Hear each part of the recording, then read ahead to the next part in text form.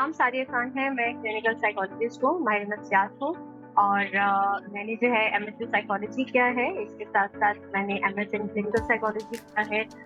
जितने भी डिप्रेशन के पेशेंट्स हैं या जो भी हम ज़हनी और दिमागी मसाइल होते हैं, उनका मैं ट्रीटमेंट करती हूँ, जैसे कि डिप्रेशन है, एंग्ज़ायटी है, ईटिंग डिसऑर्डर है, पीटीएसडी है, ये दीगर जितने भी मसाइल होते हैं, उनको मैं ट्रीट करती हूँ। इसके साथ-साथ जो एडिक्शन से रिलेटेड इश्यूज़ हैं, उनका भी ट्रीटमेंट मैं करती हूँ। तो अगर हम सेहत याब के बारे में बात करें, सेहत याब बेसिकली एक ऐसा ऑनलाइन क्लिनिक है जो कि 2016 से अपनी सर्विसेज फराहम कर रहा है लोगों को, और आप घर बैठे इजीली किसी भी साइकियाट्रिस्ट से, किसी भी साइकोलॉजिस्ट से कभी भी किसी भी टाइम अपनी अपॉइंटमेंट बुक करवा सकते हैं। और मैं ऑलमोस्ट 2-3 ईयर्स से लेके आपके साथ कनेक्टेड हूँ। जैसे कि आप सब जानते हैं कि हमारा जो आज का लाइव सेशन है, ये is talking about mental health awareness. अब मेंटल हेल्थ क्या है और इसमें किस किस्म के मसले मसाइल होते हैं, इस पर बात करने से पहले हमें इस चीज़ को अंडरस्टैंड करना ज़रूरी है कि ये टॉपिक इतना इम्पोर्टेंट क्यों है, इस पर बात करनी क्यों ज़रूरी है। वैसे देखा जाए तो पाकिस्तान में ऑलमोस्ट 13% जो हमारी पॉपुलेशन है, वो किसी न किसी ज़हनी मसले मसाइल का शिकार है। कुछ स्टैटिस्टिक्स ही कहते हैं कि 10 to 16% जो हमारी आवाम है, उनमें माइल्ड से मॉडरेट कोई ना कोई साइकोलॉजिकल इलनेस पाई जाती है, जिसमें अनफॉर्चुनेटली हर 5 में से कोई 1% होगा जो किसी कंसल्टेंट से कॉन्टेक्ट करेगा या वो किसी के पास भी जाएगा हेल्प लेने के लिए। अब अगर हम इसकी रीजंस को आइडेंटिफाई करें तो इसकी बहुत सी रीजंस हमें नजर आती हैं, स्पेशली हमारे इस कलेक्टिविस्टिक कल्चर में। जैसे कि अगर आप देखिए तो किसी को कोई प्रॉब्लम है तो हम फौरन से स्टिग्मा लगा देते हैं, हम फौरन से लेबलाइज कर देते हैं कि अच्छा वो उसको डिप्रेशन है। अगर कोई पर्सन है वो कोई साइकेट्रिक मेडिकेशन ले रहा है तो वो कहेगा कि अच्छा तुम मेडिसिन ले रहे हो। इस तरह के जो हम लेबल पे लगा देते हैं, हम स्टिग्मा लगा देते हैं। इसके साथ साथ काफ़ी ऐसे मिथ्स हैं जो मेंटल हेल्थ के साथ जुड़ी हुई होती हैं, और बहुत से लोग अभी भी ऐसे हैं जो इसको फॉलो कर रहे होते हैं। जैसे कि अगर कोई पर्सन है, उसको कोई मेंटल हेल्थ इशू है, तो ये कहा जाता है कि अच्छा उसकी विल पावर स्ट्रांग नहीं है, या it is a sign of weakness, या वो इतना इंटेलिजेंट पर्सन नहीं है। इसके साथ साथ बहुत से लोग ऐसे हैं, वो ये कह सकते हैं जैसे जो टीनेजर होते हैं, जो बच्चे होते हैं, जो एक एडोलेसेंस के फेज से गुजरे होते हैं, उनके बारे में कहा जाता है कि उनको कोई ज़हनी मसले मसाइल नहीं हो सकते, सिर्फ मूड स्विंग्स हैं, या यूँ कह दिया जाता है कि एक कुछ हार्मोनल फ्लक्चुएशन की वजह से वो ऐसा महसूस करें, जबकि बच्चों को ऐसा कोई मसला नहीं होता। तो ये वो तमाम ऐसे मिथ्स हैं जो कि मेंटल हेल्थ के साथ जुड़ी होती है, जिस पे हमें बात करने की बहुत ज़्यादा ज़रूरत है। इसके अलावा अगर हम देखें तो जो पर्सन इस जनाल में होता है, जैसे हमने कहा कि 5 में से कोई 1% होगा जो ट्रीटमेंट के लिए जाएगा, लेकिन जो बाकी 4 लोग होंगे उनमें मोस्टली ये मिथ्स होंगी, या उनके अंदर डिनाइड होता है कि मुझे अगर डिप्रेशन है या मुझे कोई प्रॉब्लम है या किसी ट्रॉमा ने मुझे हिट किया है, तो मैं इजीली उसको हैंडल कर सकता हूँ। और वो खुद से स्ट्रगल कर रहे होते हैं, ट्राई कर रहे होते हैं खुद से कोप अप करने की, और समटाइम उनको ये लगता है कि मैं आई एम टोटली परफेक्ट और मुझे कोई प्रॉब्लम नहीं है। तो जैसे जैसे टाइम गुजरता है, लाइफ के अप्स एंड डाउन से जब वो गुजरते हैं, तो वो जो प्रॉब्लम माइल्ड लेवल पे थी वो ऑल ऑफ सडन वो सिवियरिटी की साइड पे चली जाती है। तो इसीलिए मेंटल हेल्थ के बारे में बात करना बहुत ज़रूरी है। इससे रिलेटेड आपको कोई भी सवाल हो, कोई भी क्वेश्चन हो, आप हमारे इस लाइव सेशन में हमसे पूछ सकते हैं। अब सबसे पहले हमें अंडरस्टैंड करने की ज़रूरत है कि मेंटल हेल्थ बेसिकली है क्या। मेंटल हेल्थ इतनी ही इम्पॉर्टेंट है जितनी हमारी फिजिकल हेल्थ होती है। जैसे कि हम डेली नहाते धोते हैं, हम अच्छे से अच्छे कपड़े पहनते हैं, हम अच्छी ड्रेसिंग करते हैं सिर्फ इसलिए कि हम अच्छे दिखें, हम खुद को अच्छा महसूस करें। लेकिन जो मेंटल हेल्थ है उस बारे में हम सोचते नहीं हैं। हमारी जो थॉट्स आ रही होती हैं, हमारी जो कुछ फीलिंग्स होती हैं, अगर वो हमारे साथ साथ चल रही हैं तो हम उनको सप्रेस कर देते हैं कि नहीं ऐसा नहीं है, कोई प्रॉब्लम नहीं है, मैं हैंडल कर लूँगी, ये सिर्फ मेरा ख्याल है, सिर्फ मेरे दिमाग की गेम है, ऐसा कोई प्रॉब्लम नहीं है। तो हम उसको भी स्पेसिफिक टाइम हम उसको सप्रेस करते रहते हैं। हम वो इम्पोर्टेंस अपने मेंटल हेल्थ को नहीं देते। Mental health is not like absence of any illness. Mental health basically कहा जाता है, it's an umbrella term. Mental health कहा जाता है कि ये एक ऐसी स्टेट ऑफ वेलबींग है जो हमें बताती है कि हमने फील कैसा करना है, हमें थिंक कैसा करना है, और हमें अपनी सोसाइटी में, अपनी कम्युनिटी में हमने बिहेव कैसा करना है। इसके साथ साथ जो हमारे डेली लाइफ के स्ट्रेसर्स हैं, हमें उनको कैसे हैंडल करना है, हमारी खुद की एबिलिटीज क्या हैं, हमारी खुद की जो आपका पोटेंशियल है वो आपका कितना है, आप किस तरह से फर्दर अपने आप को ग्रो कर सकते हैं, उन चैलेंजेस को कैसे एक्सेप्ट कर सकते हैं। This is all about our mental health. अब मेंटल हेल्थ के बारे में अगर हम फर्दर डिटेल देखें तो इसमें बहुत से डिसऑर्डर पाए जाते हैं। जैसे कि मैंने बात की कि इट्स एन अम्ब्रेला टर्म, तो इसमें बहुत से इश्यूज, बहुत से डिसऑर्डर आ सकते हैं। ये हमारे रिलेशनशिप को भी अफेक्ट करते हैं, इनफैक्ट ये हमारी डेली लाइफ को अफेक्ट कर रहे होते हैं।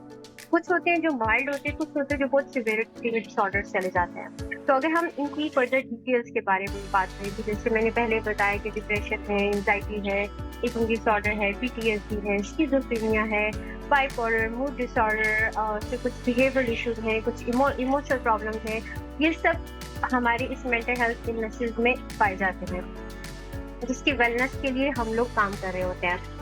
पाकिस्तान में कहा जाता है कि सबसे ज़्यादा जो डिसऑर्डर पाए जाते हैं या जो ज़्यादातर रिपोर्ट किए गए केसेस होते हैं वो डिप्रेशन और एंजाइटी होते हैं, जो बहुत ज़्यादा पाए जाते हैं। और कहा जाता है कि हमारे पूरे वर्ल्ड में तकरीबन 10% जो लोग हैं वो डिप्रेशन और एंजाइटी के साथ होते हैं।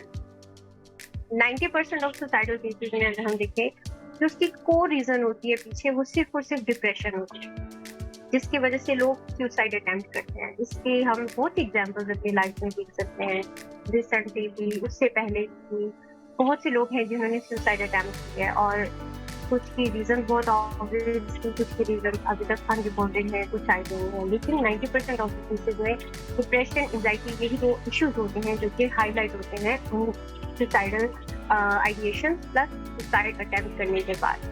अब अगर हम सिर्फ और सिर्फ डिप्रेशन की बात करें, डिप्रेशन प्लस एंजाइटी, ये दो टर्म ऐसी हैं जो कि अगर हम देखें हम अपनी सराउंडिंग में बहुत ज़्यादा ये दो लफ्ज़ सुन रहे होते हैं। अगर किसी को सिर्फ सैडनेस की फीलिंग है, अगर कोई सिर्फ डाउन फील कर रहा है, तो वो ये कहेगा कि मैं इस वक्त सैड फील कर रहा हूँ, या सॉरी मैं इस वक्त डिप्रेशन में हूँ, मुझे तंग ना करो, मेरा बात करने को दिल नहीं कर रहा, मैं इस वक्त एंजाइटी में हूँ। तो हम सम एक्सटेंट अपनी जो माइल्ड सैडनेस की फीलिंग है उसको हम मर्ज कर देते हैं डिप्रेशन के टर्म्स के साथ, जबकि डिप्रेशन और एंजाइटी वो टर्म्स हैं, ये वो डायग्नोसिस हैं जो कोई एक्सपर्ट ही डायग्नोज कर सकता है। हम खुद से खुद को डायग्नोसिस नहीं दे सकते। मोस्टली ऐसा होता है कि जब पेशेंट्स मेरे पास आ रहे होते हैं वो खुद से डायग्नोसिस दे रहे होते हैं कि अच्छा मुझे डिप्रेशन है, मुझे इतने अरसे से डिप्रेशन है। तो फिर जब हम फर्दर प्रोब करते हैं कि अच्छा आपको किस तरह से लगता है कि आपको डिप्रेशन है, डिप्रेशन से आपको क्या मुराद है, तो जब बहुत ज़्यादा हम प्रोब करते हैं, हिस्ट्री को जब हम देखते हैं तो आइडिया होता है कि वो जो डिप्रेशन है वो डिप्रेशन नहीं है, वो सिर्फ माइल्ड सैडनेस के सिम्टम्स हैं जो कि कम एंड गो आते हैं और चले जाते हैं। तो वो नाम उसका जो लेबल कर देते हैं खुद को, वो डिप्रेशन का कर देते हैं, जबकि इन दोनों टर्म्स को अंडरस्टैंड करना बहुत ज़रूरी होता है। डिप्रेशन जो होती है बेसिकली वो एक परसिस्टेंट फीलिंग होती है हमारी सैडनेस की। इसका एक स्पेसिफिक क्राइटेरिया है जिसको अगर आप फॉलो करते हैं 2 वीक से ज़्यादा, फिर कहीं जाके आप कह सकते हैं, खुद से नहीं, किसी को एक्सपर्ट असेस करके आपको बताएगा कि आपको डिप्रेशन है। डिप्रेशन के डिफरेंट किस्म के सिम्टम्स होते हैं, जिसमें आप देख सकते हैं कि मेरे में सिम्टम्स हैं या नहीं। ज़रूरी नहीं कि एज इट वही सिम्टम्स फॉल करेंगे तभी आप में होगा। इंडिविजुअल डिफरेंसेस इसमें एग्जिस्ट करते हैं। कुछ लोग जो होते हैं वो डिप्रेशन में अपनी फीलिंग्स को सप्रेस करके जब बाहर सोसाइटी में निकलते हैं, अपनी कम्युनिटी में निकलते हैं, तो स्माइलिंग फेस के साथ बहुत ज़्यादा वो ऐसे एक्सप्रेस करते हैं जब इनको कुछ प्रॉब्लम नहीं है, तो वो भी एक डिप्रेशन का ही फेज होगा। इसके अलावा आपकी सैडनेस की फीलिंग होंगी, लेकिन वो परसिस्टेंट होंगी। आपके अंदर मोटिवेशन नहीं होगा किसी भी चीज़ का। वो तमाम एक्टिविटीज़ जो पास्ट में कभी आप करते थे और वो एक्टिविटीज़ करके आपको बहुत अच्छा फील होता था, वो प्लेजरेबल एक्टिविटीज़ थी। इस पूरे फेज में जब आप एक डिप्रेशन के फेज में गुजर रहे होते हैं, तो उसमें आपको उन एक्टिविटीज़ में कोई प्लेजर फील नहीं होता। ठीक है, वो एक्टिविटीज़ आपके लिए इक्वल टू ज़ीरो होती हैं। आपको कहीं बाहर जाने को दिल नहीं कर रहा होता, आप सल्फिलिक फैटीग वाली फीलिंग्स आप अपने अंदर महसूस कर रहे होते हैं। एक लेथार्जिक सी कंडीशन है, आप अगर बेड पे हैं तो आपका बेड से उठने को दिल नहीं करेगा, आपका अपने वर्क प्लेस पे जाने को दिल नहीं करेगा। कोई फैमिली गेट टुगेदर आके आपको फैमिली में किसी से बात करने को दिल नहीं करेगा। ट्राई करेंगे कि आप अवॉइड करें उन तमाम सिचुएशंस को, या फिर आप एस्केप लेते रहें मुसलसल। इसके अलावा डिप्रेशन में जो है आपको या तो इंसोम्निया स्टार्ट हो जाता है, तो नहीं सोते थे, या आपको बहुत ज़्यादा सोने की डिफिकल्टी हो रही होती है, या फिर आपको हाइपरसोम्निया स्टार्ट हो जाता है। एपेटाइट की बात करें तो बहुत ज़्यादा समटाइम कुछ लोग खाना पीना शुरू कर देते हैं, कुछ लोग जो होते हैं वो खाना पीना बिल्कुल वो भूल जाते हैं। इसके अलावा अगर हम फर्दर डिटेल में जाएँ तो जो डिप्रेशन है कि जो डिफरेंट सिम्पटम्स आते हैं, आपको क्राइंग स्पेल्स आ सकते हैं। कोई भी ट्रॉमा, कोई भी एविडेंस जिसने आपको हिट किया, अब आपको जब उसकी थॉट्स आएँगी, नेगेटिव थॉट्स आएँगी, आपको सडनली रोना आना शुरू हो जाएगा। आप समटाइम एंगर की फीलिंग्स भी अपने अंदर बहुत ज़्यादा करते हैं। आपको गिल्ट भी समटाइम पूरे फेज़ में बहुत ज़्यादा फील हो रहा होता है। तो डिप्रेशन जो है इसकी स्पेसिफिक क्राइटेरिया है। अगर आपने कोई भी इन फीलिंग्स को देख रहा है और आपको लगता है कि ये वो मेरी कांस्टेंट फीलिंग्स है, ये वो मेरी परसिस्टेंट फीलिंग्स है जिससे मैं जाकर भी बाहर नहीं निकल पा रहा, तो उसके लिए आपको किसी न किसी एक्सपर्ट से बात करने की बहुत ज़्यादा ज़रूरत है। डिप्रेशन हमें किसी भी लाइफ में, किसी भी लाइफ के फेज में हमें हिट कर सकता है, चाहे वो आप लेट एडल्टहुड के हैं, चाहे आप मिडिल एडल्टहुड के हैं, चाहे आप टीनेजर हैं या चाहे आप बच्चे हैं। किसी भी लाइफ के फेज में डिप्रेशन हमें हो सकता है। अब डिप्रेशन एंजाइटी जैसे मैंने पहले बात की, ये दोनों जो हमारे डिसऑर्डर्स हैं ये both go hand in hand with each other. अगर आपको डिप्रेशन है तो आपको कोई भी ट्रिगर हिट करेगा, आप एंशियस फील कर सकते हैं। आपको एंशियस थॉट्स आ सकते हैं।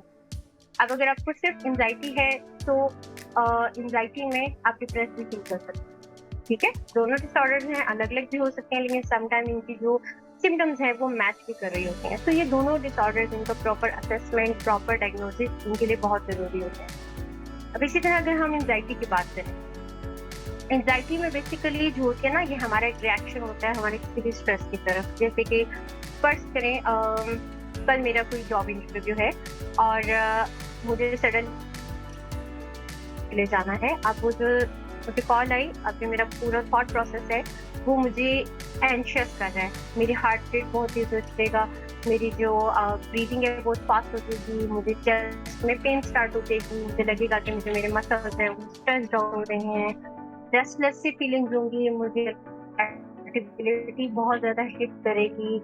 समटाइम इसमें ये होता है कि गैस्ट्रोइंटेस्टाइनल इश्यू स्टार्ट हो जाते हैं, पेशेंट को लगता है कि मुझे कहीं दर्द हो रहा है, मुझे बॉडी के हिस्से में पेन हो रहा है, और ये सब चीज़ें जो होती हैं मिलके हमें फर्दर एंशियस कर रही होती हैं।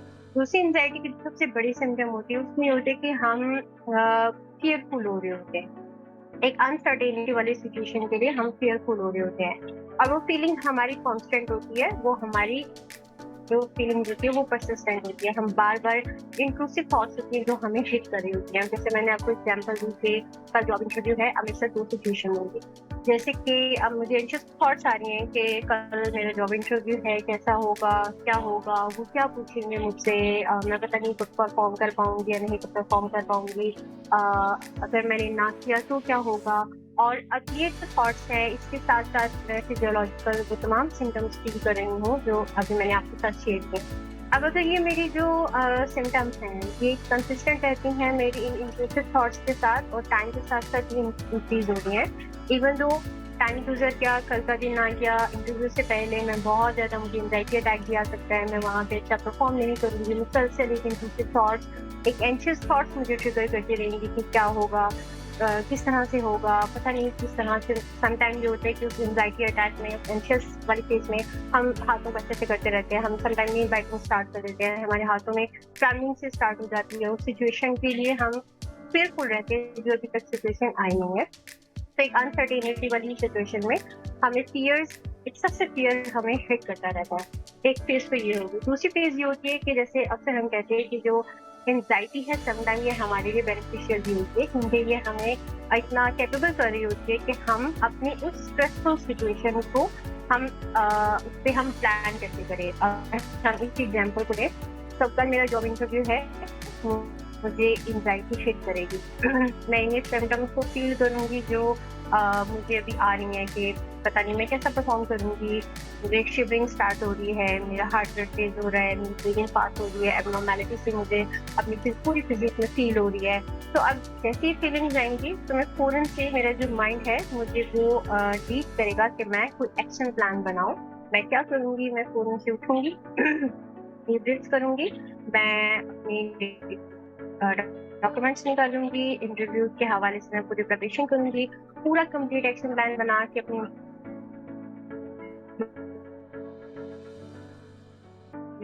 तैयारी करूँगी और जब नेक्स्ट और वो आपकी फीलिंग्स खत्म हो जाएँगी। लेकिन अगर हम पहली सिचुएशन की बात करें कि जो पहले हमने अभी शेयर किया, उसमें अगर ये हमारी जो प्रॉब्लम हम फ़ील कर रहे हैं, अब अगर ये फीलिंग्स हमारी कंटिन्यू रहें और इस कंटिन्यू फीलिंग्स के साथ हमारे साथ ये हो कि इंटरव्यू वाला इवेंट होने के बाद भी मैं एंग्ज़ियस ही फ़ील कर रही हूँ, तो इट्स मीन कि मेरे साथ प्रॉब्लम है एंग्जायटी का और मुझे उसके लिए ट्रीटमेंट लेने की ज़रूरत है। तो क्या है और जिसमें आप देख सकते हैं कि बेसिकली हमारे साथ जो प्रॉब्लम है एंग्जायटी का वो क्या है।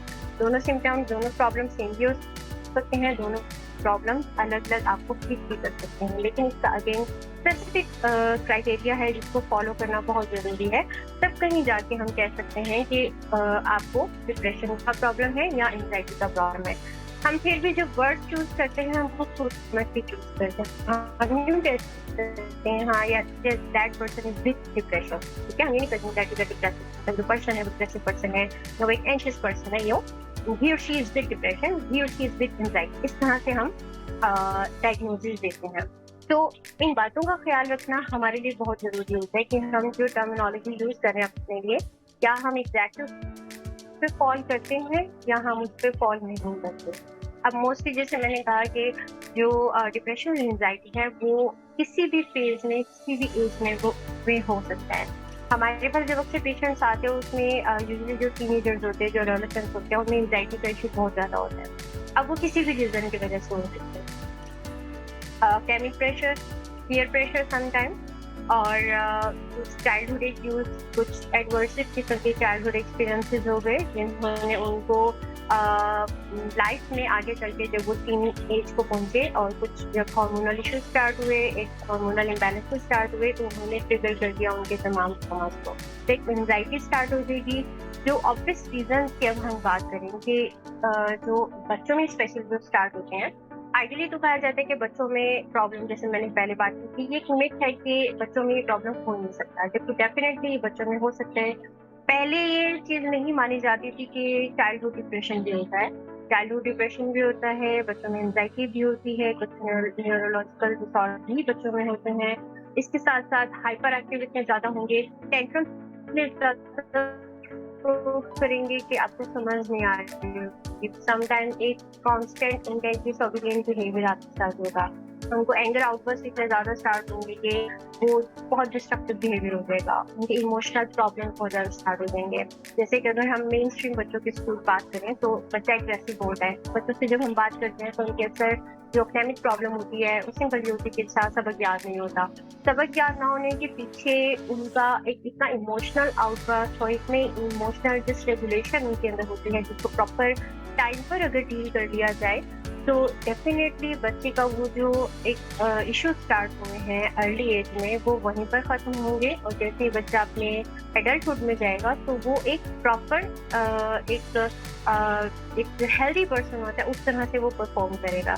अदरवाइज अगर हम देखें चाइल्डहुड का जो बगेज होता है हम अपने साथ लेके चलते हैं और वही बर्डन, वही प्रेशर देखते हैं हम अपने टीनेज का फेज गुजारते हैं।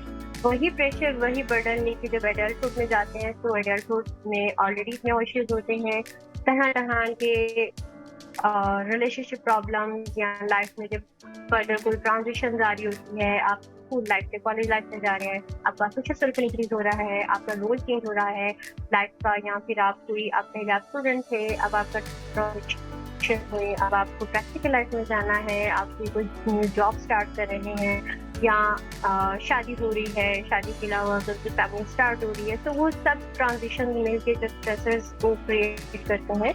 पहले का बर्डन प्लस करंट लाइफ का बर्डन लेके वो जो पर्सन है उसको कोई ना कोई मेंटल हेल्थ इशू स्टार्ट होगा।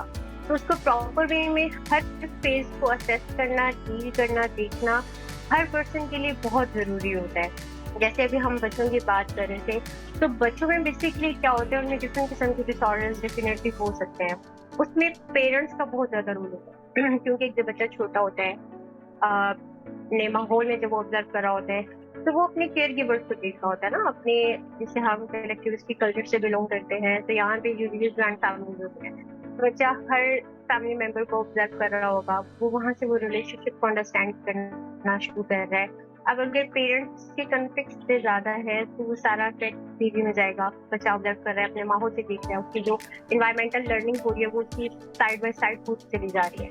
तो अगर वो कॉन्फ्लिक्ट है वो बच्चे के लिए ट्रॉमा बन गया, बच्चे के अपने अटैचमेंट स्टाइल भी होंगे और वही आगे चल के पीयर प्रेशर जब स्टार्ट हो गया, स्पेशली जब हम एक कंपैरिजन स्टार्ट करते हैं कि अच्छा बड़े भाई ने ये किया तुमने भी यही करना है, या तुमसे छोटा ज्यादा अच्छा है तुम मुझसे नहीं हो, या समटाइम ये कहा जाता है कि अच्छा जो बाकी कजन हैं वो आगे चले गए तुम कुछ नहीं कर पा रहे।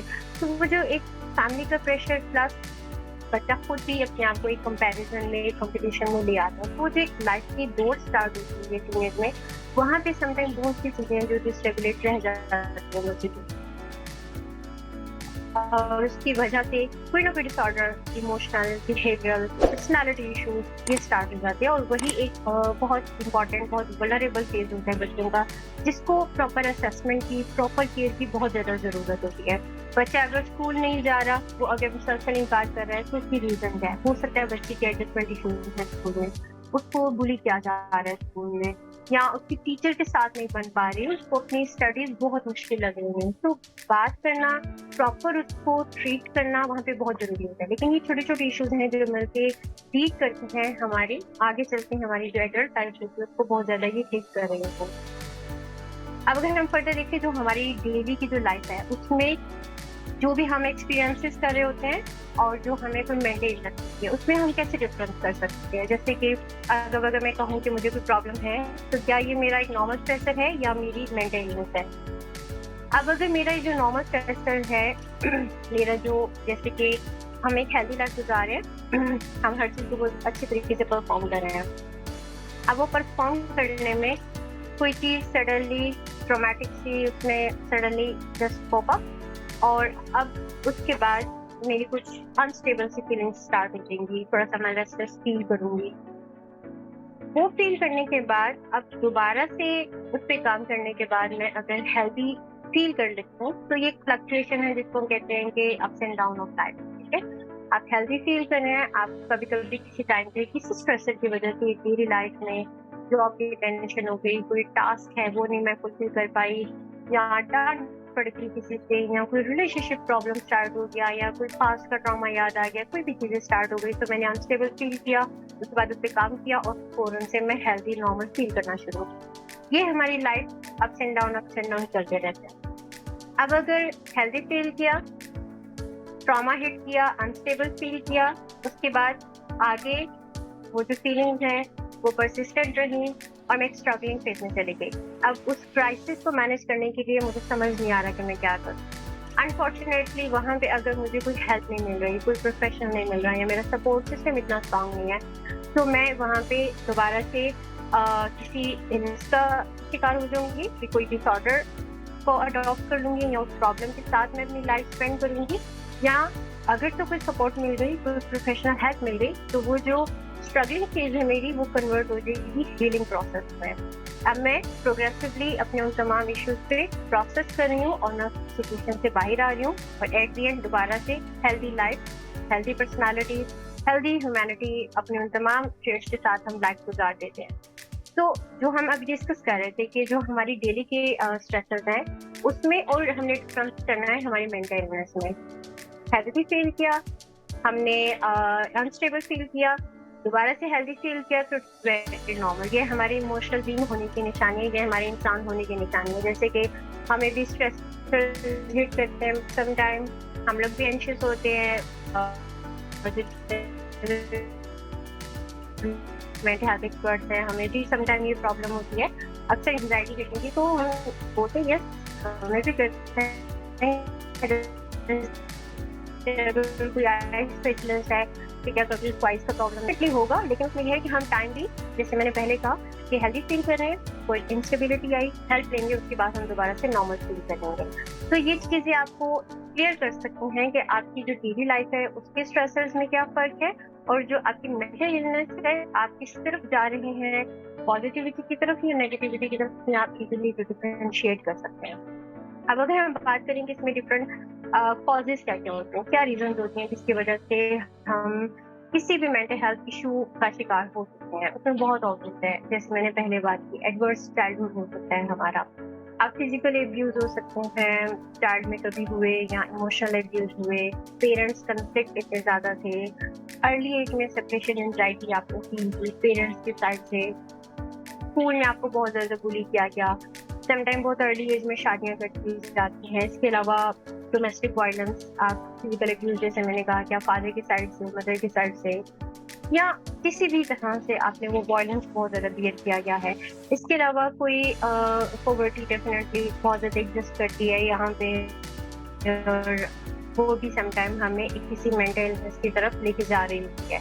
स्टिग्मा प्लस अर्ली एज में किसी ड्रग्स के साथ आपका एक्सपोजर हो गया, इसके साथ साथ इन्वायरमेंटल इश्यूज ऐसे स्टार्ट हो गए कि जिन्होंने आपको हेल्दी वे में प्रोसेस होने नहीं दिया। तो डिफरेंट किस्म के कॉजेज हो सकते हैं जो सब रोल प्ले करते हैं। इसके साथ साथ जो सबसे इम्पोर्टेंट चीज़ होती है वो ये होती है कि समटाइम ये होता है कि हमारे इंटरजेनरेशनल ट्रॉमास भी हमारे साथ होते हैं। आपकी लाइफ परफेक्ट है, फैमिली में कोई प्रॉब्लम नहीं है, आपकी टीनेज बहुत अच्छी चल रही है, स्टडीज का कोई प्रेशर नहीं है, इमोशनली बहुत आप रेगुलेशन अपनी कर रहे हैं साथ साथ, लेकिन फिर भी अगर आप ट्रॉमेटाइज हैं तो वो जो ट्रॉमा है उसको इंटरजेनरेशनल कहा जाता है। समटाइम आपकी फैमिली हिस्ट्री में एक ट्रॉमा एग्जिस्ट करता है और वो फिर जनरेशन वाइज वो आगे रहता है, फर्दर आगे प्रोसेस होता रहता है। तो ये सब चीज़ें भी जो होती हैं फैक्टर्स इंक्लूड होती हैं और ये मेन कॉजेज होते हैं जो हमें लीड करते हैं मेंटल हेल्थ इलनेस की तरफ। और अगर हम उसका प्रॉपर ट्रीटमेंट करवाएंगे, टाइमली हेल्प लेंगे, तो डेफिनेटली वो भी हमारी मेंटल हेल्थ वेलनेस की तरफ कन्वर्ट करते हैं। दूसरी सबसे इम्पोर्टेंट चीज़ जो होती है, जो अक्सर हमारे पेशेंट हेल्प करना चाह रहे हैं, उसको कोई प्रॉब्लम है, कोई इश्यूज हैं, तो हम उसको कैसे हेल्प आउट कर सकते हैं कि वो की तरफ आए या वो अपनी मेंटल हेल्थ पर फोकस करें। उसमें सिंपल आपने ये करना होता है, सबसे पहले तो आपने जजमेंटल नहीं होना उस पर्सन के लिए, ठीक है? आप इमोशनली मॉरली उस पर्सन के लिए सपोर्टिव रहिए। वो पर्सन को आपने मजबूर नहीं करना कि अच्छा मेरे साथ शेयर करो, मुझे बताओ क्या हुआ है। नो, वो पर्सन जितना शेयर कर रहा है, जैसा शेयर कर रहा है, जिस तरह से शेयर कर रहा है, लेट मी और शी डू, उसको इजीली कर लेने दें। प्लस आपने खुद से डायग्नोसिस नहीं लेना, आपने उसकी फीलिंग्स को सिर्फ नाम नहीं लेना, ये मुझे पता फील कर रहे हो। नो, आपने ऐसा नहीं करना। आप उनसे सकते हो कि फीलिंग्स को आइडेंटिफाई करने दें, उनको खुद से अपनी उन फीलिंग्स को नेम देने दें ताकि वो उसको प्रोसेस करें। इस तरह के बाद प्लस आपने खुद से डायग्नोसिस नहीं देना कि वो अच्छा जो तुमने बताया है तुम एंशियस हो रहे हो, तुम्हें डिप्रेशन हो रहा है, क्योंकि वो जो पर्सन होता है ना जो इस प्रोसेस से निकल रहा है, जो अभी एक अनस्टेबल वाली फेज से गुजर रहा है, एक स्ट्रगलिंग वाली फेज से गुजर रहा है, वो इन चीज़ों को बहुत ज़्यादा पिक करेगा, क्योंकि उनके साथ साथ जो एक स्ट्रीम ऑफ थॉट्स आ रही है नेगेटिविटी की, वो उन तमाम चीज़ों को जल्दी पिक करेगा, तो उसको भी लगेगा कि शायद मेरे साथ ये प्रॉब्लम है। तो अगर आपने किसी को हेल्प आउट करना है, सबसे पहली चीज़ कि आपको इसमें हेल्थ एक्सपर्ट नहीं है, डेफिनेटली वो प्रॉपर डायग्नोसिस, प्रॉपर असेसमेंट वही करेंगे। दूसरी चीज़ इम्पॉर्टेंट वो ये है कि आप सिर्फ इमोशनली मॉरली उस पर्सन के लिए अवेलेबल रहें, उसको फोर्स नहीं करना कि तुम मुझे बताओ, उसको खुद से शेयर कर लेने दें। उसके साथ साथ वो कितना शेयर करेगा, कैसे शेयर करेगा, आपने सिर्फ उसको रीअश्योर करवाना है कि आप उसको सुन रहे हैं, ठीक है? ये वो छोटी छोटी टिप्स हैं जो कि अगर किसी पर्सन को आप इस तरह से सपोर्ट करें तो डेफिनेटली या तो वो स्ट्रगलिंग फेज से निकल के फौरन हेल्दी उसमें आ जाएगा। उसके बाद भी अगर आपको लगता है कि वो अभी भी एक कॉन्स्टेंट एक स्ट्रगल में है और उसकी लाइफ का हर एस्पेक्ट जो हमने शुरू में बात की, साइकोलॉजिकल, सोशल, पर्सनल और इमोशनल है, वो अगर अफेक्ट हो रहा है, तो डेफिनेटली आप उसको मोटिवेट कर सकते हैं कि वो फर्दर असिस्टेंस के लिए वो किसी एक्सपर्ट को डील करे और एक्सपर्ट के साथ वो शेयर करे ताकि ये प्रॉब्लम है वो सॉर्ट आउट हो सके। इसके साथ साथ हम कुछ क्वेश्चंस भी ले लेते हैं जो हमें अभी रिसीव हुए हैं, जो हमारा लास्ट 15 मिनट्स है। आई होप हम कोशिश करेंगे कि हम गैदर करें ज़्यादा से ज़्यादा क्वेश्चंस को। ओके, सो जो सबसे पहला क्वेश्चन हमसे क्या क्या वो पूछ रहे हैं कि रोज़मर्रा के टेंशन और ज़हनी मसाइल में हम फर्क कैसे करें। बिल्कुल ऐसे जैसे मैंने अभी आपको बताया कि आप हेल्दी नॉर्मल फील कर रहे हैं, आपको सडनली कोई स्ट्रेसर हिट किया कि कोई फैमिली कंफ्लिक्ट हो गया, ठीक है, एक अनएक्सपेक्टेड चीज थी, एक हो गई, तो ये एक रोजमर्रा की टेंशन है जो हर घर में, हर घर की कहानी होती है, चीजें चलती रहती हैं। अब उसमें और ज़हनी मसाइल में क्या है कि अगर आप एक हेल्दी फील कर रहे हैं, कोई ट्रॉमा हिट किया, उसके बाद इससे गुजर के आप एक इनस्टेबिलिटी वाली फीलिंग्स में आए, आप उस फैमिली कॉन्फ्लिक्ट को देख रहे हैं, सॉर्ट आउट कर लिया, चीज़ें हैंडल हो गया, आप वापस हेल्दी फील करेंगे। लेकिन अगर उस कॉन्फ्लिक्ट में जो फैमिली कॉन्फ्लिक्ट हुआ, उसने आपको इतना ज़्यादा हिट किया है कि अब आप खुद अफेक्ट होके उस इंस्टेबिलिटी वाली फीलिंग से निकल के आप शिफ्ट हो गए हैं स्ट्रगलिंग फेज में, कि उस कॉन्फ्लिक्ट ने, उस फैमिली डिस्प्यूट ने आपको इतना हिट किया है कि आपकी खुद की लाइफ अफेक्ट हो गई है, आपकी नेगेटिव थिंकिंग जो है वो ट्रिगर हो गई है, और आपको लग रहा है कि अब आप खुद डेली अपनी जो फंक्शनिंग है, जो डेली के टास्क है वो ठीक से नहीं कर पा रहे।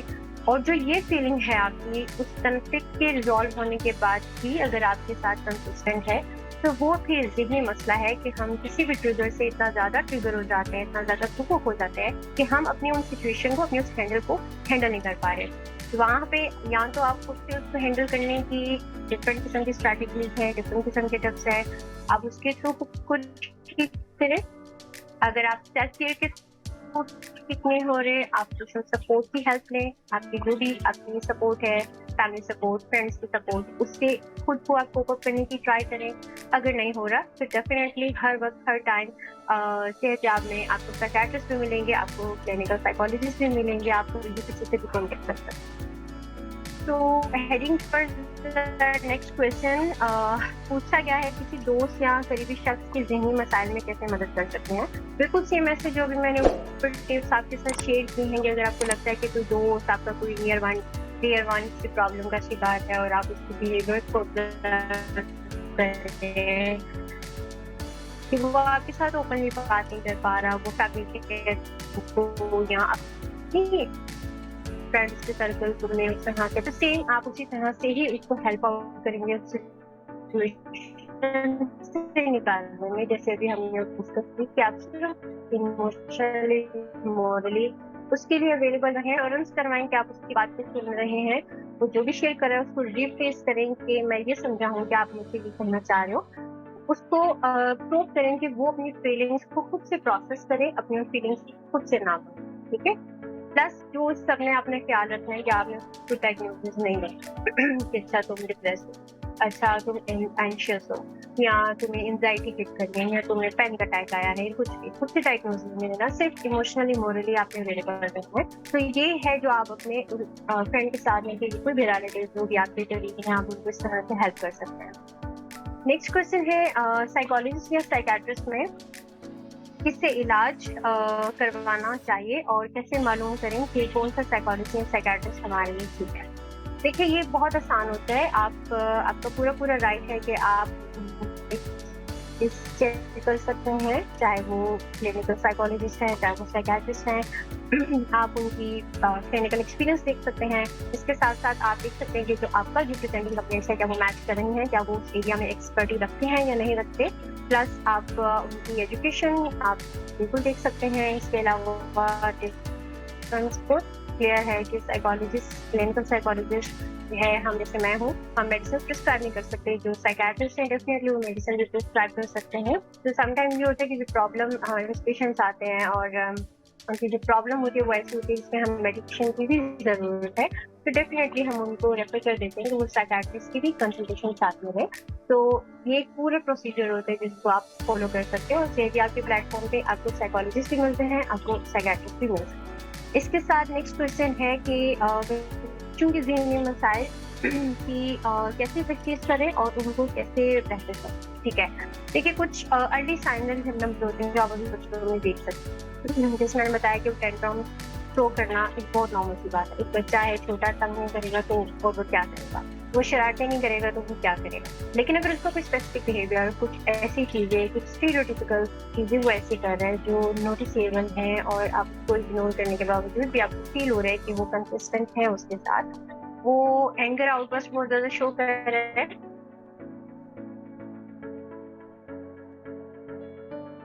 या फिर वो जो उसका बिहेवियर ठीक से बैठ रहा है, स्क्रीन टाइम बहुत ज़्यादा कर रहा है, या वो खुद से बातें कर रहा है, या अगर कुछ ड्रॉ भी कर रहा है तो वो क्या ड्रॉ कर रहा है। ये छोटे छोटे साइन और सिम्टम्स हैं जिसको देखने की बहुत ज़रूरत है। अगर वो अर्ली सिम्टम्स आपको समझ आ रही है कि जो रूटीन से हटते हैं, तो डेफिनेटली वहाँ पे बेटर ये है कि आपकी एक्सपर्ट को ट्रीटमेंट करवाएं ताकि उस अर्ली एज में उस अर्ली साइन एंड सिम्टम्स को कवर करके उसको रिजॉल्व किया जाए। जैसे मैंने कहा कि मैं एडिक्शन थेरेपिस्ट भी हूँ, तो कुछ एडिक्टिव बिहेवियर्स होते हैं जो बहुत अर्ली बच्चों में नजर आने शुरू हो जाते हैं, तो उनको देखना, प्रॉपर असेसमेंट करना वो बहुत जरूरी होती है। तो जो नेक्स्ट क्वेश्चन है वो है कि ऑफिस के माहौल की वजह से किस किस्म के ज़हनी मसाइल होते हैं और उनको कैसे हल किया जाए। ठीक है, ओके। तो बेसिकली अगर हम बात करें कि जो हमारे वर्क प्लेस होती है जहाँ पे हम आधे से ज़्यादा दिन वहाँ गुजार रहे होते हैं, वहाँ पे हमें डिफरेंट किस्म के जॉब स्ट्रेसेस आ सकते हैं। आपका अगर डेजिग्नेशन ऐसा है, आपका वहाँ पे रोल ऐसा है कि आप किसी भी गलत बात को बर्दाश्त कर रहे हैं और वहाँ पे आपको कम्युनिकेशन गैप बहुत फील हो रहा है, कम्युनिकेशन प्रॉब्लम बहुत फील हो रही है, आप एजर्टिवली उस बात को कन्वे नहीं कर पा रहे, तो डेडलाइन के लिए आप उसको मीट नहीं कर पा रहे, या कुछ कंफ्लिक्ट ऐसा स्टार्ट हो गया है बॉस के साथ या अपने एम्प्लॉयज के साथ कि आपने इतनी आप इतना स्ट्रॉन्ग फील नहीं करते, कॉन्फिडेंट फील नहीं करते कि आप वहाँ पे बात कर सकते हैं, तो उसमें होता क्या है कि वो स्ट्रेसेस लेके हम अपने घर जाते हैं और घर जाके जो हमसे कंसर्न फैमिली होती है, लोग होते हैं, फ्रेंड्स होते हैं, वो सारा कथार्सिस पे समटाइम उनके हो जाता है, तो वो जो हमारी डिस्प्लेसमेंट हो जाती है हमारे उन तमाम फीलिंग्स की जो हमने वर्क प्लेस पे किया होता है। तो वर्क प्लेस पे कैसे हैंडल करना है, अपने उन जॉब स्ट्रेसेस को हैंडल कैसे करना है, उसके लिए अगेन आप self care tips daily basis पे यूज कर सकते हैं। इनफैक्ट जो जॉब होल्डर्स होते हैं उनको ज़्यादा इस हवाले से अपनी मेंटल हेल्थ का ख्याल रखना चाहिए, क्योंकि जॉब स्ट्रेसर्स प्लस घर के स्ट्रेसर्स दोनों स्ट्रेसर्स है जो उन्होंने साइड बाय साइड लेके चलने होते हैं, तो उन दोनों पोजीशंस पे दोनों फेजेस में अपने आप को मेंटली स्टेबल रखना उनके लिए बहुत ज़रूरी होता है। डिफरेंट टिप्स हैं, डिफरेंट स्ट्रैटेजीज हैं, आप उनके साथ अपने मेंटल हेल्थ को हेल्दी रख सकते हैं, आप अप्रोप्रिएटली वर्क कर सकते हैं अपने दोनों सिचुएशंस में। अगर आप नहीं कर पा रहे डेफिनेटली आप सीनियर आपके प्लेटफॉर्म पे कॉन्टेक्ट करें, साइकियाट्रिस्ट से या क्लिनिकल साइकोलॉजिस्ट से आप अपना अपॉइंटमेंट बुक करवा सकते हैं। इसके साथ साथ आपकी कोई भी क्वेश्चन हो आप जरूर करें, कोई भी इंफॉर्मेटिव आप मटीरियल चाह रहे हो तो जो हमारा आपका जो पेज है उसको जरूर फॉलो करें। आई होप आप सबको आज का सेशन। एक और क्वेश्चन है कि हम अपने रिवाजी पार्टीज की जी नेक्स्ट क्वेश्चन एक आया है, हम अपने रिवाजी पार्टनर की मदद कैसे करें जो कि बार बार गुस्सा करता है और एंग्जाइटी और हर वक्त बुरा ही सोचता है। ओके, देखिए जब इस तरह का प्रॉब्लम हो, रिलेशनशिप प्रॉब्लम होता है जिसमें जो आपका पार्टनर है बहुत ज़्यादा एग्रेसिव है या वो थोड़ा एक्सप्रेसिव टाइप ज़्यादा है, अपने एंगर को बहुत ज़्यादा आप थ्रू करता है और इसके साथ साथ उसको आपको लगता है कि उसको एंग्जाइटी है, तो इट्स मोर बेटर जो भी मैंने आपको ऊपर बताया है कि आप एटलीस्ट अपने आप को फिजिकली इमोशनली आप मॉरली उस पर्सन के लिए अवेलेबल रखें। सिर्फ एक्टिव लिसनिंग करें, उनको सुनें कि वो आपसे कहना क्या चाह रहे हैं। हमारी हर फीलिंग का एक फंक्शन होता है, जैसे एंगर अपने ऊपर बात की कि बार बार गुस्सा आता है, तो एंगर का एक फंक्शन है और वो हमें जो हमारा एंगर वाला फीलिंग है वो हमें बताना चाह रही है कि हमें कुछ ठीक करना है, कुछ गलत है जो उनकी विल के अगेंस्ट हो रहा है। ठीक है, तो इमोशन के उस फंक्शन को अंडरस्टैंड करना बहुत जरूरी है। जब आपको लगे कि बहुत ज्यादा एग्रेसिव हो रहे हैं, जब आपको लगे कि आप बहुत ज्यादा एग्रेसिव हो रहे हैं, तो आप उस जगह से हट जाएं बजाय कि आप वहां पे बहस को शुरू करें और फिर वो डिस्प्यूट स्टार्ट हो जाए। हमारी हर फीलिंग एकदम से हाई पे जाएगी, उसके बाद एक वेव होती है, हाई पे जाएगी फिर वो डाउन हो जाएगी। तो जब अब एक पर्सन ऑलरेडी एग्रेसिव है वहां पे जब आप बात कर रही हैं या आप अपना पॉइंट ऑफ व्यू रखने की कोशिश करें तो उस पर्सन को वो बात कभी भी समझ में नहीं आएगी। फिर बेटर कि आप थोड़ा सा काम डाउन रहें, जब उनका एंगर का फेज थोड़ा सा कम हो तब आप उनसे जाके कम्युनिकेट कर सकती हैं और सेम वही टिप्स को अप्लाई करें जो अभी हमने सेशन में डिस्कस किए हैं। उसके बाद अगर आपको लगता है कि उनका ये परसिस्टेंट बिहेवियर चला आ रहा है तो डेफिनेटली उनको मोटिवेट करें कि वो किसी एक्सपर्ट से जरूर बात करें। एक और लास्ट क्वेश्चन हम लेते हैं, वो ये है कि खुद-एतमादी क्या बालगों में बढ़ाई जा सकती है? डेफिनेटली बढ़ाई जा सकती है, बिल्कुल बढ़ाई जा सकती है। ये काम तो शुरू अर्ली एज में हो जाना चाहिए, जो कि एक घर से एक कॉन्फिडेंस एक बच्चा लेके बाहर की दुनिया में निकलता है, स्कूल कॉलेज वगैरह में। लेकिन अगर नहीं निकला है तो इट डजंट मीन कि लाइफ एंड हो गई है, आप नहीं कर सकते, आप बिल्कुल कर सकते हैं। आप जब किसी एक्सपर्ट के पास जाएंगे, कुछ हमारे सेल्फ कॉन्फिडेंस को बूस्ट अप करने की बहुत ही टेक्निक्स होती हैं जिनको हम यूटिलाइज करते हैं। अगर तो वो कॉन्फिडेंस हमारा लूज इसलिए हुआ, रिड्यूस इसलिए हुआ कि उनके पीछे कोई ट्रॉमेटिक एक्सपीरियंस रहा था जिसकी वजह से चीज़ें उस तरह से हुई हैं, तो फिर हम क्या करते हैं कि हम पहले उन ट्रॉमास को रिजॉल्व करते हैं, उन तमाम अनरिजॉल्व फीलिंग्स को हम सॉर्ट आउट करते हैं, रेगुलेट करते हैं, उसके बाद फिर हम कॉन्फिडेंस पे काम करते हैं। तो ये डेफिनेटली जो क्वेश्चन था कि खुद-एतमादी को बिल्कुल कर सकते हैं, आप किसी भी एज में हैं, किसी भी लाइफ के फेज में हैं, डेफिनेटली आप अपनी मेंटल हेल्थ पे काम कर सकती हैं, क्योंकि मेंटल हेल्थ हमेशा मैटर कर रही होती है। फिजिकल हेल्थ ऑब्वियस है, आपको मुझे लेट्स सपोज मुझे अगर फीवर है, मेरे फेस से पता चल जाएगा, मेरे एक्सप्रेशन से पता चल जाएगा that I am not feeling well.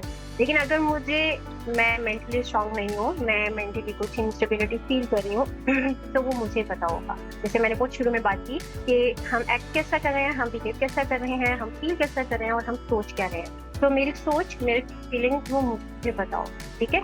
आपको तब पता चलेगी जब मैं वो बिहेव करूँ, ठीक है। तो आपको खुद से पता है कि आप इंटरनली कैसा फील कर रहे हैं। अगर आपको लगता है कि आपकी वो फीलिंग, आपकी वो थॉट्स आपको एक ऑप्टिमम लेवल तक डेली बेसिस पे फंक्शनिंग नहीं करने देगी, तो डेफिनेटली वहाँ पे आप ऑनलाइन प्लेटफॉर्म, हमारे पास ऑनलाइन क्लिनिक मौजूद है कि आप कॉन्टैक्ट करें, आप बात करें, आप अपॉइंटमेंट बुक करवाएं, आप घर में बैठ के इजीली अपने इश्यूज पे, अपनी प्रॉब्लम्स पे बात कर सकते हैं, काम कर सकते हैं और अपने आप को मेंटली स्टेबल बना सकते हैं। जस्ट रिमेंबर कि हमें किसी भी अनएक्सपेक्टेड के लिए एक्सपेक्ट करना है, प्लस एक वॉरियर की तरह प्रिटेंड करना है, ना कि हम एक वॉरियर रहें, परेशान रहें। तो आज का सेशन कैसा रहा हमें ज़रूर बताइएगा और अपना और अपनी मेंटल हेल्थ का और दूसरों की मेंटल हेल्थ का बहुत ज़्यादा ख्याल रखें। टेक केयर, अल्लाह हाफ़िज़।